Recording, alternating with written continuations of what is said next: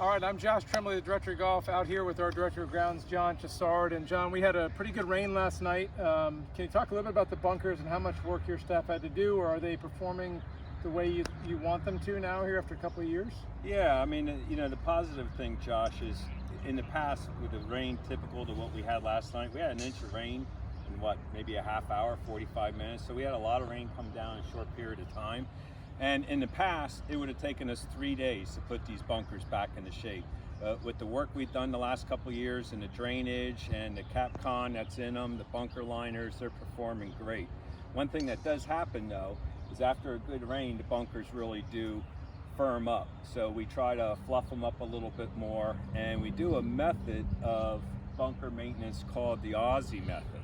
And the Aussie method is where you look at the bunker and you can see the slopes are all kind of packed and a little bit firmer than the bottom of the bunker. And that's by design. We do that so if you toss a ball or you hit the ball into a bunker, it's going to come off that slope, roll down to the flat part. So that's ideal. That's what we want to see. Now, typically, a ball laying in a bunker like that, this is where some of the issue comes in with the membership not knowing where to enter and exit a bunker and so on.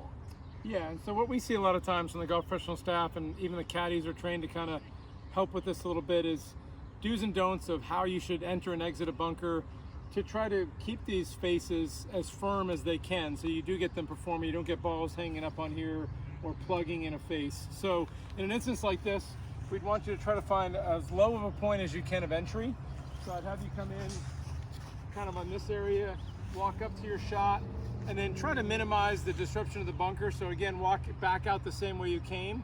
You know, don't hit your shot up there and then walk up the face onto the green. That would cause more area that we have to disturb and maintain back. And then, John, why don't you just kind of show up? I walk all the way in here a little bit, maybe I hit a shot.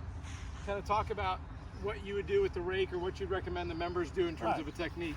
I mean, ideally, you want to try to leave the bunker as best as you can in the way you found it, or the way that we prepped it in the morning. So you want to gently rake away from you, not leaving piles of sand for the next ball to get laid up against.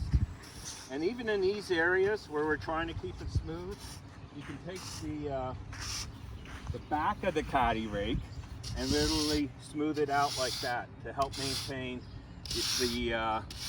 the banks a little bit better. So ideally, that's what we want you to do.